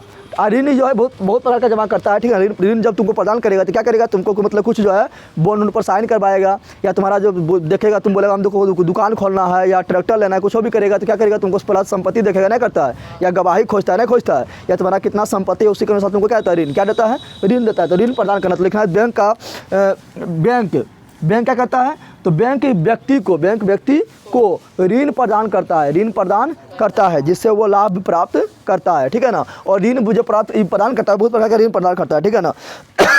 नगद साख यानी कुछ तुमको जमा ले लेगा, ठीक है ना। तुम पर विश्वास अगर है, एक दो बार तुम ऋण लिया और टाइम पर अगर चुका दिया, टाइम पर अगर तुम चुका दिया तो तुमको क्या करेगा? तो तुम्हें ऋण देगा, कोई तुमको मतलब उतना ताम झाम नहीं करेगा, समझ आ गया ना। तुमको तुरंत ऋण देगा क्योंकि तुम पर साख हो गया, यानी विश्वास हो गया। क्या हो गया? विश्वास हो गया, समझ आ गया ना। तो ऋण प्रदान करने का बहुत सारा नियम है। जैसे लिख सकता है क्या, यहाँ पर इसमें को करके यहाँ पे एक दो दे रहा है तो लिख देना नगद साख। क्या लिखना है? नगद साख। क्या लिखना है? नगद, यानी तुमको डायरेक्ट देगा। जब तुमको पूरा विश्वास हो जाएगा कि अच्छा व्यक्ति है, फटाफट ऋण लेता है और लौटा देता है सूद के साथ, तो तुम पर विश्वास हो जाएगा। तो फटाक से तुम जाएगा ऋण लेने तो बोलेगा आइए सर बैठिए सर, चाय पिलाएगा, ऋण दे देगा, समझ आ गया ना। तो नगद साख क्या हुआ? नगद साख हो गया, ठीक है ना। फिर होता है क्या? तो विनिमय बिलों का भुगतान। विनिमय बिलों का यानी तुमको जो है विनिमय बिलों का भुगतान के द्वारा भी, विनिमय बिलों का यानी तुमसे कुछ लेगा, ठीक है ना, और उसके बदले तुमको बिल अति दे देगा कि जब तक तुम अति ना चुकाएगा तब ना चुकाएगा तो तुम्हारा सब नंबर रख लेगा, समझ आ रहा ना। तो विनिमय बिलों का भुगतान के द्वारा, विनिमय बिलों का भुगतान के द्वारा भी ऋण देता है। विनिमय बिलों का भुगतान के द्वारा ऋण भी, ये हम बता रहे हैं, ऋण देने का तरीका बता रहे हैं, समझ आ रहा है ना। इसलिए को करके लिख रहे हैं। अगला लिखेंगे गो। क्या लिखेंगे? तो क्या लिख सकते हैं? लिख सकते हैं क्या? तो ऋण एवं अग्रिम। क्या लिख सकते हैं? या ऋण एवं अग्रिम, यानी तुमको ऋण देने से पहले तुमको आगे यानी पहले तुमको कुछ मतलब बॉन्ड पर साइन करवा लेगा, या तुम्हारा संपत्ति पहले देख लेगा। ऋण देने से पहले तुमको क्या करेगा? कुछ तुमको मतलब जमा करवा लेगा या सिग्नेचर करवा लेगा, उसे बोलते हैं ऋण एवं अग्रिम। क्या बोलते हैं? तो मेरा दो हो गया। क्या होगा? जमा राशि को स्वीकार करना और ऋण प्रदान करना, ऋण प्रदान करना। अगला क्या बोल सकते हैं? तो अगला जो व्यवसाय बैंक का काम क्या है? तो अगला व्यवसायिक बैंक का काम है क्या? समान उपयोगिता संबंधी कार्य। क्या लिखना है? समान उपयोगिता यानी तुमको जो उपयोग है, क्या है? समान उपयोगिता संबंधी कार्य। क्या लिखना है? समान उपयोगिता संबंधी कार्य, यानी तुमको तुम्हारा जो उपयोग है उसके लिए वो क्या क्या कार्य करेगा। तो समान उपयोगिता संबंधी कार्य यानी तुम्हारे लिए जो बैंक है, समान जो तुम्हारा निजी जीवन में समान उपयोग है उसके लिए क्या करता है? कार्य। क्या करता है? तो लिखना है बैंक हमारे लिए बैंक हमारे लिए समान उपयोगी कार्य के अंतर्गत निम्नलिखित कार्य करता है, निम्नलिखित कार्य करता है। अब यहाँ पर आप रोमन अंक नहीं देंगे आपको, क्योंकि यहाँ रोमन अंक तो यहाँ से ले आ रहा है ना। एक नंबर क्या लिख सकता है? ATM कार्ड प्रदान करना नहीं करता है। ये सब क्या है? ये सब है ATM कार्ड प्रदान करना। फिर लिख सकता है क्या? ख नंबर में क्रेडिट कार्ड प्रदान करना। क्रेडिट मतलब होता है साख। क्रेडिट मतलब क्या होता है? साख यानी विश्वास, साख यानी विश्वास। क्रेडिट कार्ड किसको देगा पता है? क्रेडिट कार्ड उसको रहता है इसका नौकरी के लिए लगा रहेगा, उसको तो अच्छी क्रेडिट कार्ड मिल जाएगा, क्योंकि जान रहा है कि इसका हर महीना पैसा आवे करेगा, काट लेंगे, समझ आ रहा है ना। यानी क्रेडिट कार्ड जिसको मिल जाता है, क्रेडिट कार्ड क्या तो बता देते हैं। क्रेडिट कार्ड जिसको मिल जाएगा ना, तुम्हारे पास पैसा बैंक अकाउंट में 1 रुपया नहीं हो है, तब तुमको मान लो क्रेडिट कार्ड बना दिया 50,000। कितना बना दिया? 50,000 का बना लिया है ना। तो तुम्हारा पैसा बैंक अकाउंट में पैसा नहीं भी है तभी तुम 50,000 तक तुम जो है आराम से कोई सामान खरीद लो, बैंक तुमको 50,000 रुपये आराम से दे देगा, समझ आ गया ना। लेकिन तुम्हारा फिर अकाउंट जब आएगा तो फिर 50,000 काट लेगा। यानी तुमको बैंक को जाने को जरूरत नहीं पड़ा, तुमको विश्वास हो गया बैंक का, यानी क्रेडिट हो गया। क्या हो गया? बैंक को विश्वास से पकड़वा जाएगा कहाँ? नौकरी लगा लेवे करता है, हर महीना आवे करेगा, काटवे करेंगे। तुम पर बैंक का क्या हुआ? विश्वास। क्या हो गया? विश्वास हो गया। तो तुमको बोला था तुम्हारा अकाउंट में पैसा नहीं भी है तब तुम जाओ 50,000 तक मौज करो, ठीक है ना। और जब तुम्हारा आएगा तो तुम्हारा काट लेंगे, समझ आ रहा है। इसको बोलते हैं क्रेडिट। क्या बोलते हैं?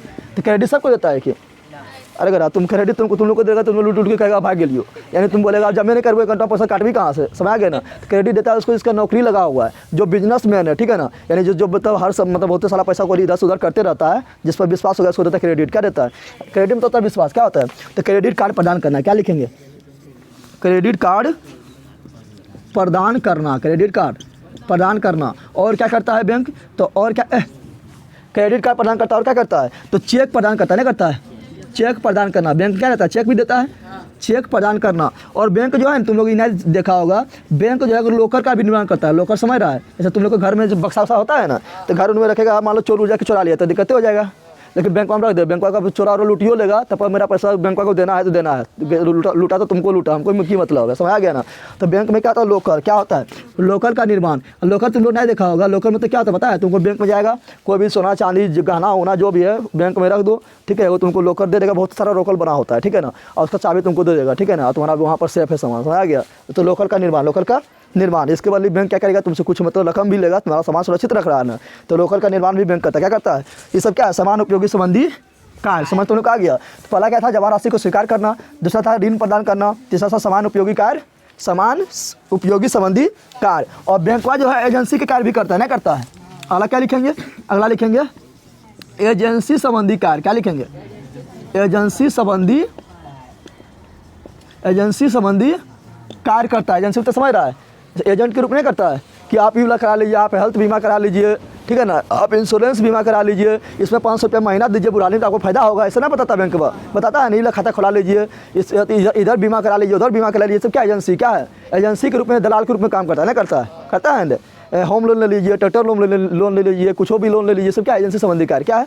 तो बैंक जो है एजेंसी संबंधी कार्य भी करता है। एजेंसी संबंधी कार्य भी, एजेंसी संबंधी कार्य के रूप में क्या करेगा, एजेंसी संबंधी कार्य के रूप में क्या करेगा, तो तुमको चेक बिल देगा। क्या देगा, चेक बिल प्रदान करेगा, ठीक है ना, इसमें को होकर के लिखना है, ठीक है।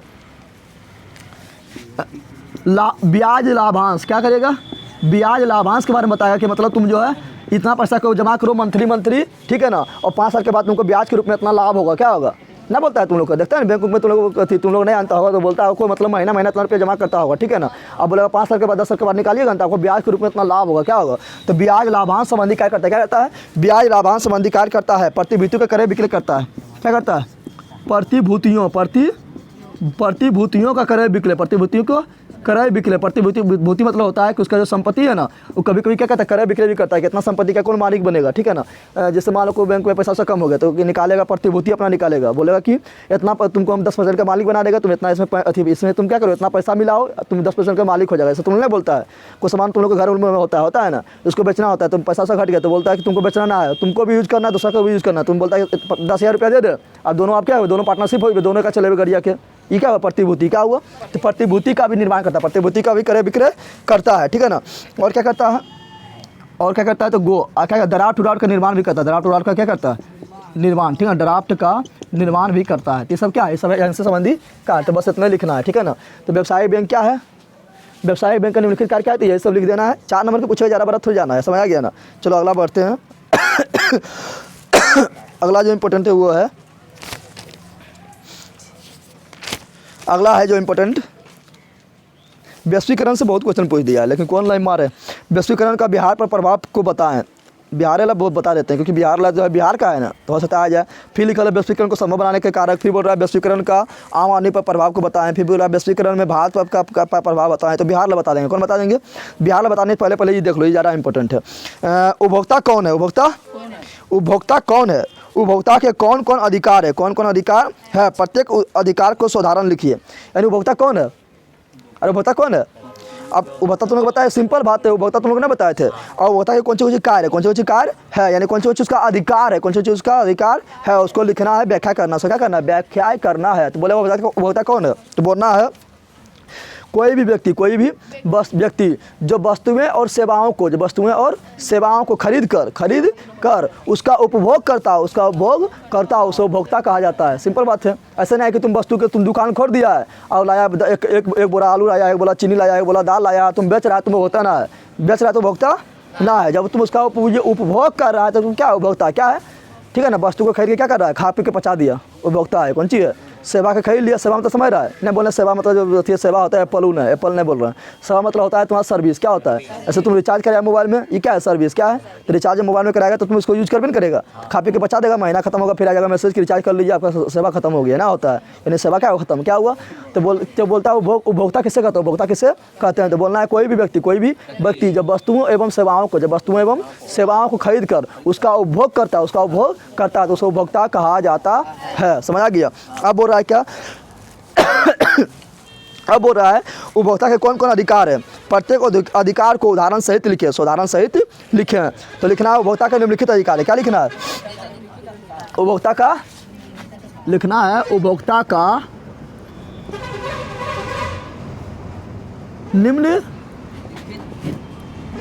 निम्नलिखित अधिकार है, निम्नलिखित अधिकार है, ठीक है ना। एक नंबर क्या लिखना है? लिखना है सुरक्षा का अधिकार। क्या है? यानी उपभोक्ता को क्या है? सुरक्षा का अधिकार है, सुरक्षा का अधिकार है। यानी उपभोक्ता को मान लो कोई वस्तु तो खरीद लिया है, ठीक है ना, मान लो 700 का तेल खरीद लिया है, कुछ भी सामान खरीद लिया, खाने पर उसको हो गया क्या, रिएक्शन देह में कर दिया, ठीक है ना, देह उसका मतलब रिएक्शन कर गया है, देह में मतलब कुछ पित्त चल गया है, कुछ भी हो गया है, उसके कारण वो बीमार पड़ गया। क्या पड़ गया? बीमार पड़ गया। क्या पड़ गया? तो उसका क्या करेगा? उसको सुरक्षा का अधिकार है, सुरक्षा का अधिकार है। और सुरक्षा का अधिकार के तहत, सुरक्षा का अधिकार के तहत जो जिसके पास सामान खरीदा उस व्यक्ति से, या जिसका ब्रांड है, जिस सबका ब्रांड होता है ना, कंपनी होता है ना, उस कंपनी से क्या करेगा? उसके बदले में क्या करेगा? हर्जाना चुकाओ। क्या चुकाओ? हर्जाना चुकाओ जो हुआ है, यानी सुरक्षा का अधिकार है। सुरक्षा क्या है? अधिकार है। समझ तुम क्या गया? यानी उपभोक्ता को पहला क्या है? सुरक्षा का अधिकार। दूसरा क्या है? दूसरा है सूचनाओं का अधिकार, सूचना पाने का अधिकार, सूचना पाने का अधिकार। यानी उपभोक्ता को अधिकार है, उपभोक्ता क्या है? तो अधिकार है सूचना पाने का, सूचना पाने का। यानी कोई दुकान में कोई सामान खरीदने गया, है ना, तो दुकान में मान लो तुम हॉर्लिक्स या खरीदना, समनप्राश या खरीदने, ठीक है ना, समझ रहा ना, या कोई भी सामान खरीदने, टुकली नेपल पॉलिश को भी खरीदने गया, तुम लोग फेयर लवली खरीदने गया, ये लोग फेयर एंड हैंडसम खरीदने गया, कुछ भी खरीदने गया, ठीक है ना, तो उसके बारे में तुमको सूचना पाने का अधिकार है कि उसका एक्सपायरी डेट क्या है, यानी कब एक्सपायर हो रहा है, उस पाने का अधिकार है। वो कब बना है, वो पाने का अधिकार है। क्या क्या मिल के वो बना है, नहीं लिखा रहता है। कोई सामान बनता था लिखा रहता है, हाँ ये मिल के बना हुआ लिखा रहता है ना, तो क्या क्या मिल के बना हुआ है, उसका गुणवत्ता क्या है, क्वालिटी कैसन है, ये सब सूचना पाने का तुमको क्या अधिकार है? क्या है? तो लिख देना है सूचना पाने का अधिकार में क्या लिखना है? प्रत्येक उपभोक्ता को वस्तु के बारे में उसके गुण, उसका एक्सपायरी डेट को बोलते हैं समाप्ति वर्ष। क्या बोलते हैं? उसके समाप्ति वर्ष, ठीक है ना, और वो क्या क्या चीज़ से मिलकर बना है, प्रत्येक प्रकार का सूचना पाने का अधिकार है। समझ तुम लोग आ गया? अगला क्या लिखना है? अगला लिखना है चुनाव या पसंद करने का अधिकार, चुनाव या पसंद करने का अधिकार। जैसे तुम लोग को शादी हुआ तो चुनाव करने का अधिकार ना होगा कि कौन लड़की शादी कर लेगा, और लड़की को भी लड़का शादी कर लेगा, चुनाव करने का अधिकार होता है ना। तो यहाँ बोला को सामान खरीदने जाएगा ना, तो तुमको क्या है? चुनाव करने का अधिकार है। चुनाव करने का, ऐसा दुकानदार बना बोला कि ये सब ना ले लेना, ये सब ना ले लेना, तुमको फोर्स नहीं कर सकता है। तुमको चुनने का अधिकार है कि जो सामान तुमको है, तुमको लेना है, मान लो है यहाँ ध्यान दे, की कर रहा है तुम तो, मतलब गया साबुन लेने, क्या किया? साबुन लेने, तो तुमको मन हम लेंगे क्या? ए बंदर, तुमको मन हम क्या लेंगे? तो मान लो तुमको मन लेना है क्या? पियर्स से वो साबुन आता है, पियर्स ये पास ऊपर दिख लेता है, तुमको मन हमको पियर्स लेना है, कौन सी लेना है? पियर्स। ले ला डब ले ले, लक्स ले ले, ठीक है ना, लक्स ले ले या अथी लाइबो ले ले, तो उस तरह नहीं कर सकता। तुमको चुनने का अधिकार है, चुनने का, चुनाव यानी पसंद करने का क्या है? अधिकार है। समझ तुमको कोई भी सामान हो तुमको चुनाव या पसंद करने का अधिकार है। पसंद आया तो लो, नहीं पसंद आया तो नहीं लो, जबरदस्ती नहीं कर सकता, जबरदस्ती। तो लिखना है क्या? यहाँ लिख सकता है उपभोक्ता को कोई भी वस्तु का चुनाव करने का अधिकार प्राप्त है, कोई भी वस्तु का चुनाव करने का अधिकार प्राप्त है। अगला क्या लिख सकते हैं? तो चुनाव हो गया, पसंद हो गया। अगला हम लिख सकते हैं क्या? शिकायत करने का अधिकार। क्या लिख सकते हैं? शिकायत करने का अधिकार। क्या लिख सकते हैं?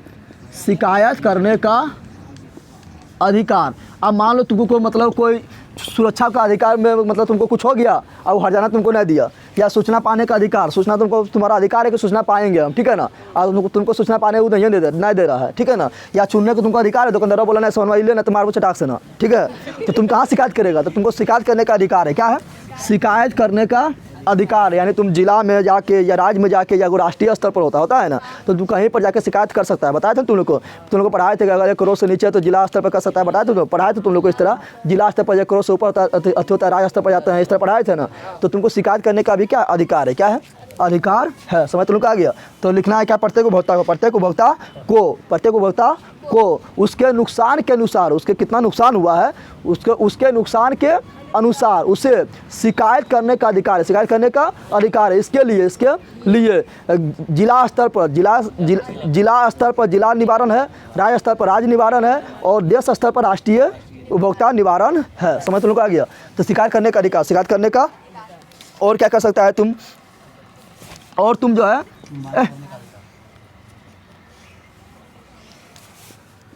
सुनवाई का अधिकार। क्या लिख सकता है?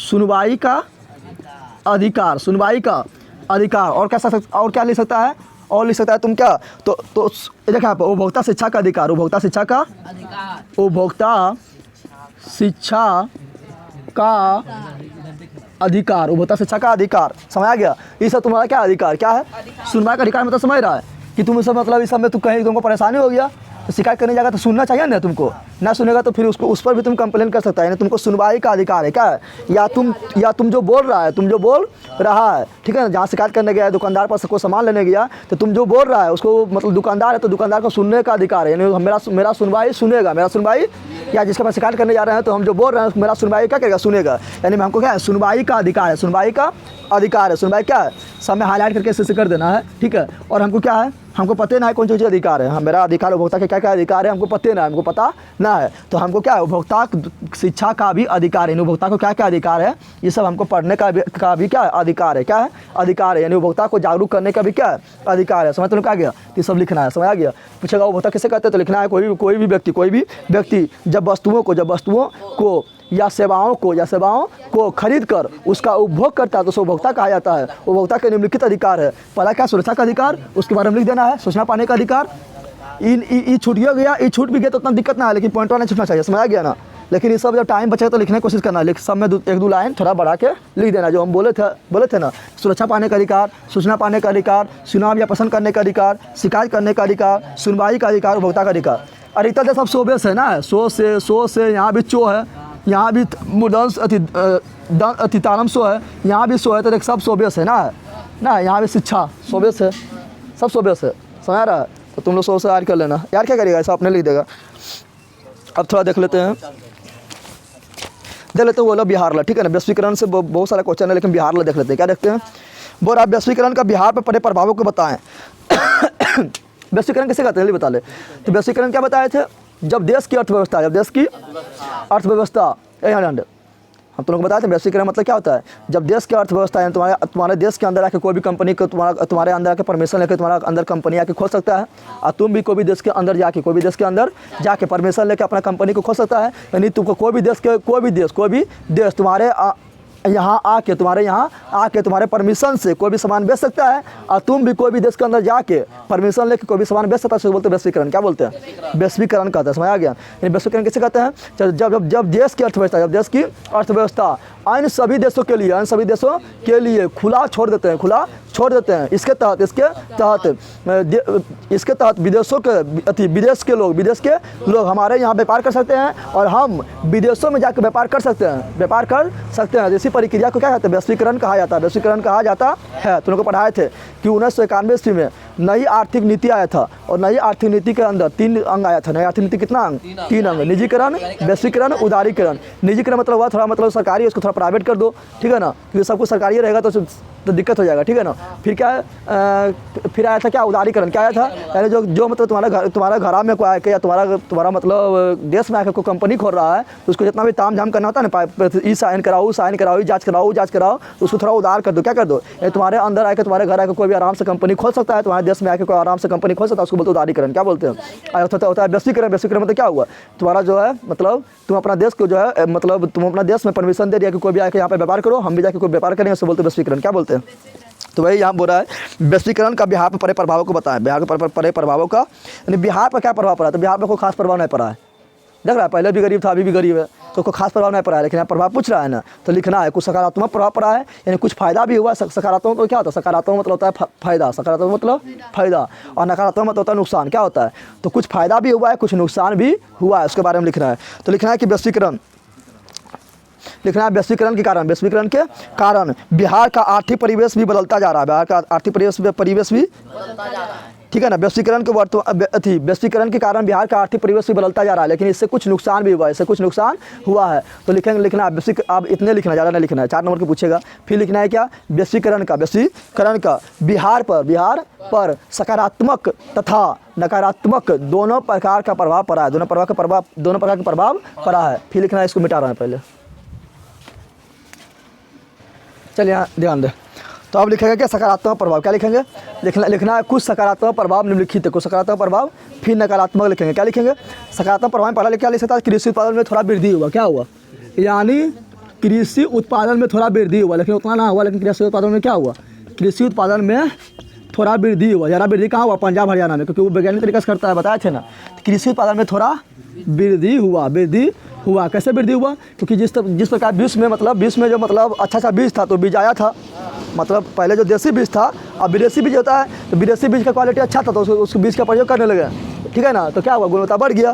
तुम लोग जाता है, तुम लोग का घर में जो होता है दाना होता है, वो नहीं लगाता, तुम लोग लगाता है कि तुम लोग खरीदता है, पैकेट वाला खरीदता है, तो सब क्या उसका क्वालिटी अच्छा होता है, सब गुणवत्ता क्या होता है? अच्छा होता है। क्या होता है?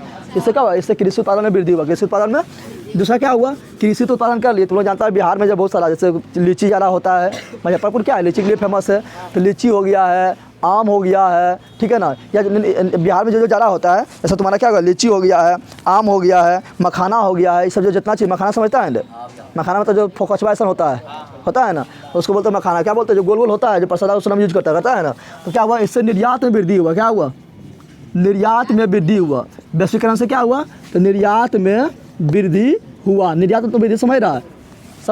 तुम ज़्यादा उपजा दिया, जैसे बिहार में लीची हुमच के होता है, मुजफ्फरपुर के क्षेत्र में होता है ना, तो लीची हो गया तुम्हारा, आम हो गया, मखाना हो गया, यानी जो चीज़ तुम्हारा क्षेत्र में हुमच के हो रहा है, क्या हो रहा है? यानी बहुत मात्रा में हो रहा है।